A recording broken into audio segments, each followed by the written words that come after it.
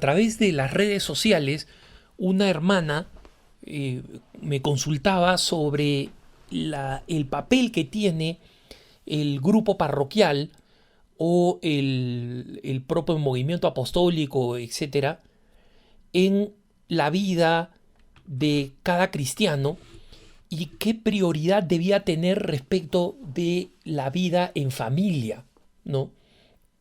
Entonces, no sabía si es que la parroquia debía ser considerada como parte del amar a Dios sobre todas las cosas y en consecuencia tener una prioridad, o si la parroquia era una vista más bien como una relación social, como una relación con personas y en consecuencia tener un lugar prioritario pero secundario respecto a la familia. Aquí es importante comprender que nosotros podemos ver el grupo cristiano, nuestro grupo de oración, por ejemplo, o podemos ver nuestro grupo parroquial desde de dos perspectivas. Una perspectiva es la de la perspectiva propiamente eh, litúrgica, propiamente de alabanza a Dios, y en consecuencia, como tal, el grupo para nosotros o la parroquia para nosotros se convierte en un lugar central. Obviamente ahí es donde vamos a misa y cumplimos con el sacramento dominical. Y si es que podemos, con más que dominical, ¿no? O sea, el mandato es semanal y en consecuencia nosotros cumplimos con la asistencia semanal a misa el día domingo, el día del Señor, y eso tiene que tener prioridad sobre todo. ¿Por qué? Porque es el primer mandamiento. Amarás a Dios sobre todas las cosas, sobre todo. Amas a Dios y ese amor es prioritario, ese amor está antes que todo y antes que nada. Pero tenemos que comprender que muchos grupos, al mismo tiempo que ser grupos de oración, son grupos también de socialización, son grupos que pueden exigir muchas horas de atención, muchas horas de compromiso, y esas son horas que un cristiano tiene que evaluar seriamente si es que esas son horas que de alguna manera yo estoy quitando a mi familia, ¿no? Y aquí el cristiano tiene que hacer una evaluación honesta porque no existe una norma que encaje a todas las realidades. Cada uno tiene que hacer un discernimiento. Y este discernimiento tiene que ser en base a cuánto mi experiencia de comunidad, mi experiencia en la parroquia, en el grupo parroquial, cuánto ese grupo significa un crecimiento espiritual fundamental para mí, para hacerme mejor, porque me llena de Dios, me llena de virtudes, me llena de la fuerza, es para mí un conducto de gracia, donde yo recibo gracia por medio de la oración, por medio de la asistencia sacramental, y el, cuánto esa gracia me ayuda a mí a ser mejor en mis responsabilidades cotidianas. Pero hay que comprender que el compromiso con la parroquia, con el compromiso con el movimiento, con el grupo cristiano, con el grupo católico al que pertenezco, puede ser un compromiso siempre importante, ¿no?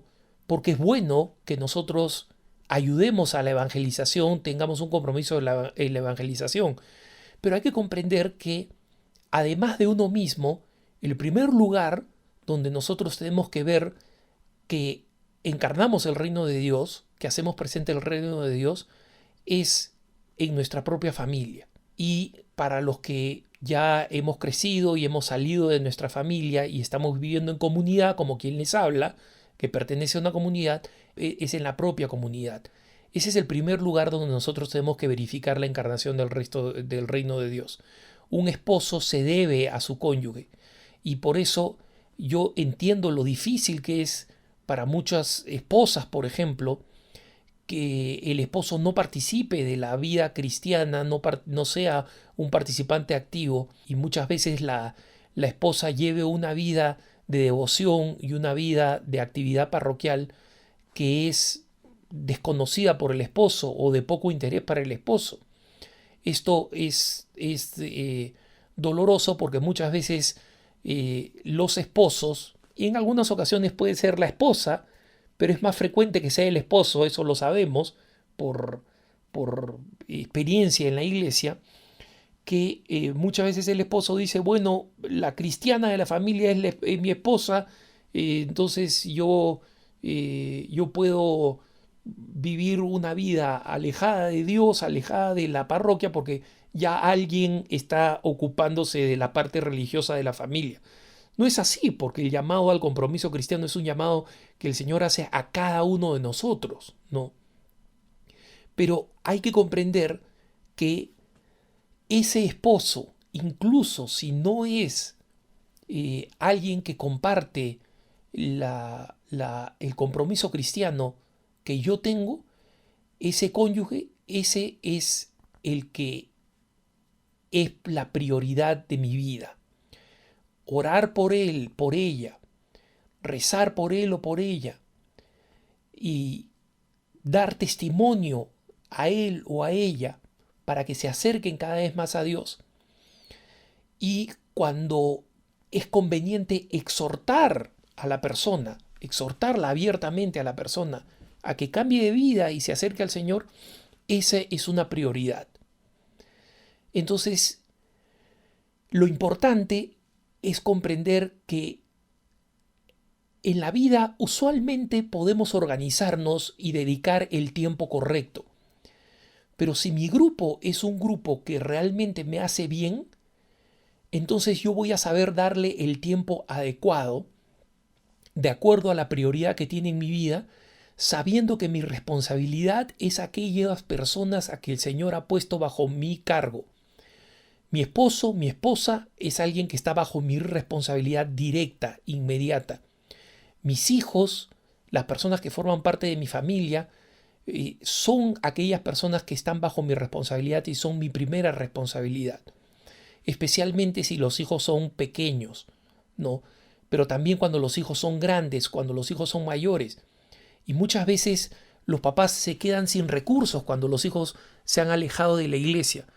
Pero rezar por ellos, darles testimonio, preocuparse por ellos, atenderlos, de tal manera que no sientan que mi vida cristiana es algo que los aleja, que nos aleja o nos aparta como familia, sino algo que contribuye a que nos unamos. Qué importante es que la persona que practica la fe no se convierta en el loquito o la loquita de la casa que simplemente se mete en sus cuestiones religiosas y es cada loco con su tema y el tema de este loco es la religión, ¿no?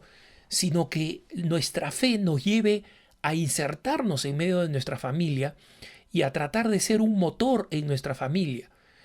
Y esa presencia a veces, y hay que ser cuidadosos con ello, pero a veces es una presencia incómoda, porque a veces nos toca llamar la atención a alguien o discrepar con las opciones de vida que algunos miembros de nuestra familia hacen y estas personas no se van a sentir contentas con esta discrepancia. Pero lo importante es que la relación familia, parroquia o movimiento sea una relación equilibrada y la única manera de que esta relación es equilibrada es mediante el hecho de que la prioridad descanse en la familia, porque es nuestra primera responsabilidad. Entonces, hay personas que me dicen a mí, Alejandro, sin el tiempo en la parroquia, con mi grupo parroquial o con mi movimiento, yo simplemente no podría soportar la presión y las dificultades que tengo al interior de la familia. Perfecto. Por eso digo, es importante que nosotros lo equilibremos. Pero es importante comprender que Dios no quiere, la iglesia no enseña a que el grupo parroquial o el propio movimiento se convierta en un lugar de fuga de las responsabilidades familiares. La familia debe ser la primera beneficiaria de mi propia conversión y de mi cambio personal. Los miembros de mi familia son mi primera responsabilidad en ese sentido, y especialmente la familia inmediata, la familia cercana, esposo o esposa, hijos. Esa es mi primera responsabilidad. Y obviamente, para los que son más jóvenes, padre y madre, ¿no? Esas son mi primera responsabilidad. Y hay que recordar que es una primera responsabilidad que no es fácil para nadie. Quien tiene dificultades de predicar, de anunciar y de llevar al Señor a su propia familia, sepa que no es una excepción. Hasta el Señor Jesús pasó por eso. Recordemos que la expresión nadie es profeta en su tierra es una expresión cristiana. Es una expresión en la que Cristo mismo hace referencia a ella porque cuando va a su tierra, el Evangelio nos dice no pudo realizar milagros porque era muy poca la fe de la gente, ¿no? La gente simplemente no tenía fe y la gente decía, oye, pero a este lo conocemos, este es hijo de José, el carpintero, de María, la mujer. Entonces, eso lo mismo pasa en nuestra familia. Para la familia nosotros no somos nadie especial. Somos el hijo conocido, el padre conocido, la madre conocida, el hermano, la hermana conocidos y en consecuencia no traemos nada de especial. Y esa es una de las razones por las cuales es natural que suceda, no es una extrañeza, que la familia sea la última en reconocer los valores que alguien puede traer a la casa a partir de su propia fe. Entonces, los católicos debemos saber eso y actuar con especial paciencia y confiar muchísimo en la oración y en el testimonio. También en la palabra, también en decir las cosas, en anunciar a Jesús directamente, pero especialmente tener mucha paciencia y mucha conciencia de que las dificultades que se encuentran en predicar en la propia familia son dificultades absolutamente naturales y son dificultades que tenemos que estar dispuestos a sobrellevar, porque no podemos ser luz de la calle y oscuridad de la propia casa, ¿no? Tenemos que dar testimonio y saber que ese testimonio muchas veces va a ser recibido con poca aprobación, con poco entusiasmo, con indiferencia y en algunas ocasiones con hostilidad. Pero eso es lo que nos corresponde como miembros de una familia y esa es la tarea que debemos asumir sabiendo que el Señor por algo nos ha dado los miembros de la familia que nosotros no hemos elegido. El Señor puso en nuestro camino y los puso como parte importante de nuestra responsabilidad y como camino para nuestra propia salvación. Que tengas un buen día.